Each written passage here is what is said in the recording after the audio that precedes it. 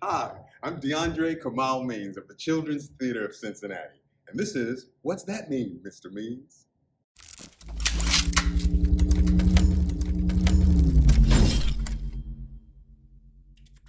What's That Mean, Mr. Means is sponsored by Time Timer. So let the Time Timer count us down, and let's explore theater masks in under 5 minutes.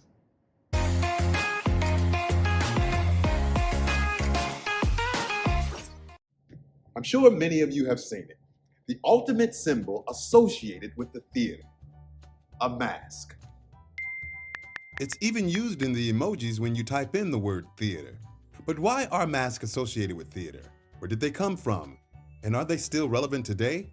To unlock the meaning of the masks in theater, we have to dig way down deep into theater history.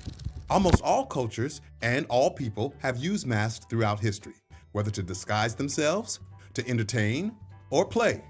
The first known record of a mask dates 35,000 years ago in a cave painting in France.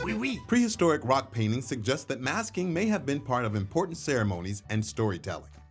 In Africa, an image of a mask first appeared in the Central Sahara thousands of years ago as was believed to be part of a religious ceremony. In Bali, Indonesia, there's a 2,000-year unbroken tradition in mask performance. Flash forward to Greek theater, where a single actor could portray different characters using unique and identifiable masks to really make the characters stand out and be remembered. That's why masks had bold expressions like happy and sad. These big expressions on their faces became the iconic symbol of theater. In Japan, no theater, a form of dance, music, drama, has been performed with masks since the 14th century. Using masks, actors can convey emotions in a more controlled manner through movement and body language. No even uses lighting effects to show different emotions by tilting the head while wearing the same mask. Facing downward reveals features that appear laughing or smiling. Facing slightly upward or brightening the mask will cause the mask to appear sad or mad. This brings us to Commedia dell'arte. The Middle Ages were a time when the church was in charge of everything. And if you were going to do theater, it had to be religious stories only.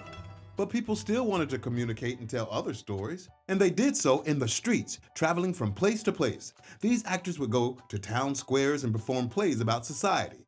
In a way, it was to criticize things that were happening, and they used very identifiable masks for certain characters, much like Greek theater.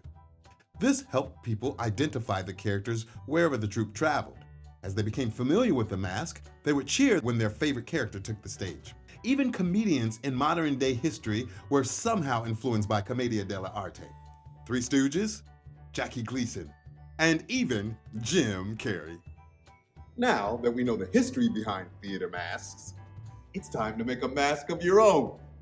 For today's mask-making project, today's materials include a paper plate, a shoestring, a hole punch, markers, glue, scissors, and pipe cleaners.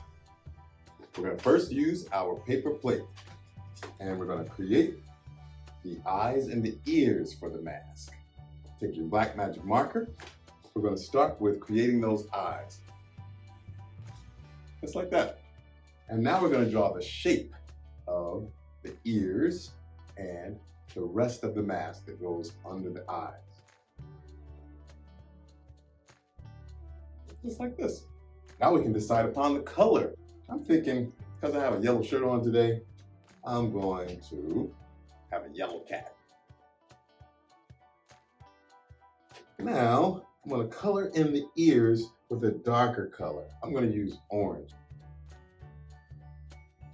Now, it's time for us to cut our mask out.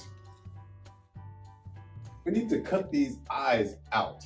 And the way that I like to do that is to take my hole punch and just put a little hole right where the eye is. Then I can stick my scissors inside that hole and cut the eyes out. I think I'm going to use this blue color to make his whiskers. I'm going to cut the whiskers or the pipe cleaner in half. Put more holes here. So the whiskers are coming right off here.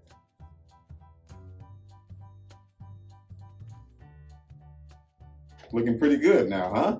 we're going to use our shoestring. And then on the side of our mask, we're going to use the hole punch again. And I'll take my shoestring, but I'll stick that through the hole and tie it into a knot. We can take just a little dab of glue, just a little bit, just a little dab, stick it at the end.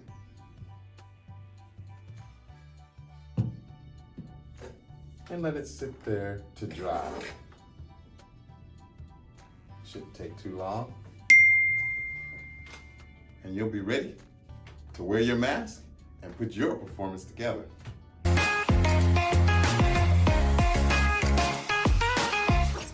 It's important for us to clean up after every project that we have. And with the help of Time Timer, we're going to take a 20-second countdown to clean up all the stuff that we've used to create our masks today. Here we go.